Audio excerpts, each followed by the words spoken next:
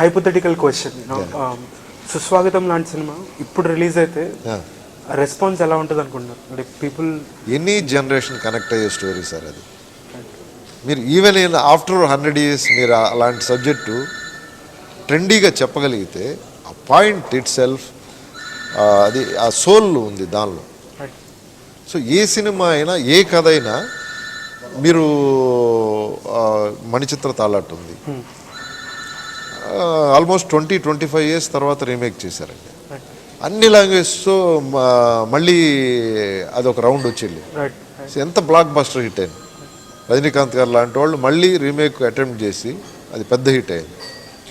So అలాగా సబ్జెక్ట్ని ట్రెండీగా ప్రజెంట్ జనరేషన్కి కనెక్ట్ అయ్యేలాగా చెప్పగలిగితే ఎనీ టైం మంచి సబ్జెక్ట్ ఎప్పుడైనా కనెక్ట్ అవుతుంది. లేదు సార్, నేను ఎప్పుడు కూడా చేసిందే చెయ్యాలి అని అంటే ఎవరికైనా బోర్ కొడుతుంది.